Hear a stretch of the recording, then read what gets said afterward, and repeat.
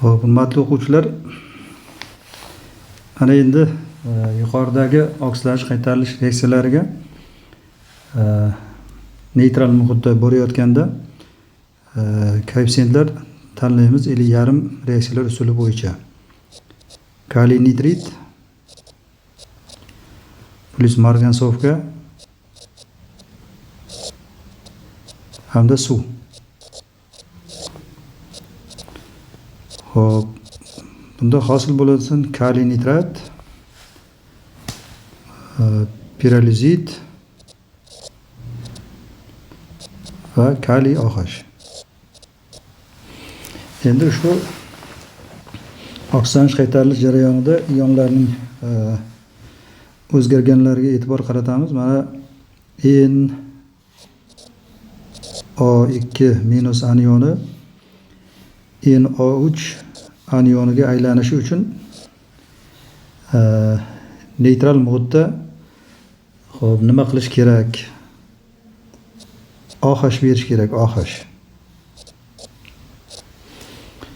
Xo'p, ikkita OH bersak, unda NO3- anioniga aylanib 1 molekula suv hosil bo'ladi. Va bu jarayonda yana yuqoridagidek azot plus 3 dan azot plus 5 ga o'tayotganligi uchun ikkita elektron yo'qotiladi. Xo'p, marganets O4- anioni ko'ryapmizki, pirolizit molekulasiga aylanyapti. Bunda 2 atom kislorod ketyapti. 2 atom kislorodni tortib olish uchun esa 2 molekula suv beramiz. Xo'p, bunda pirolizit va 4 ta OH hosil bo'ladi.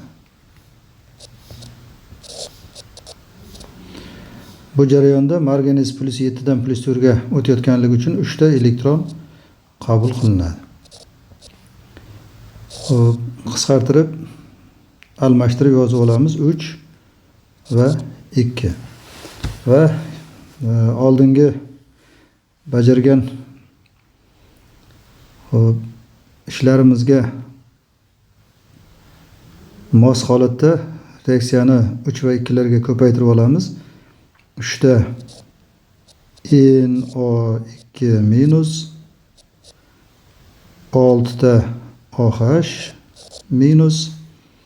keyin 2 ta marganets O4- anioni va 4 ta suv. Ana strelka. Yana 3 ta NO3 anioni, 3 ta suv va 2 ta pirolizit. Xo'p, va 8 ta OH. Ana endi bu yerda ortiqchalarni qisqartirib tashlaymiz. Xo'p, 6 ta OH. Buni 6 tasi ketsa, 2 ta OH qoladi. 4 ta suv, bu yoqda 3 ta suv, demak bu 3 ta suv ketsa, bu yoqda 1 ta suv qoladi. Endi xo'p, yuqoridagidek 3 ta NO3- anioniga 3 ta kaliy kerak. Xo'p, 6 ta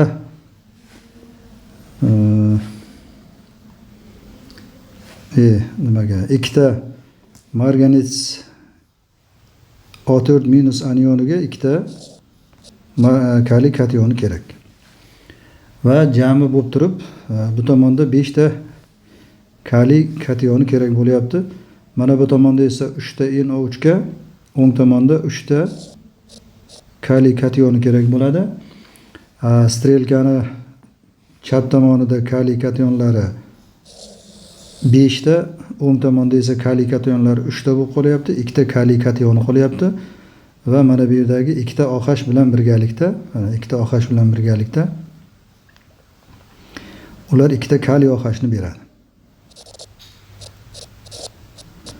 Ana endi reaksiyani to'liq yozib chiqamiz. 3 ta kaliy nitrit plus 2 molekula margansovka plus 1 molekula suv, strelka, 3 ta kaliy nitrat plus 2 ta pirolizit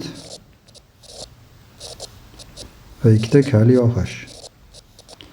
Mana marhamat, yarim reaksiyalar usulida yuqoridagi oksidlanish qaytarilish reaksiyalariga koeffitsiyentlar tanladik.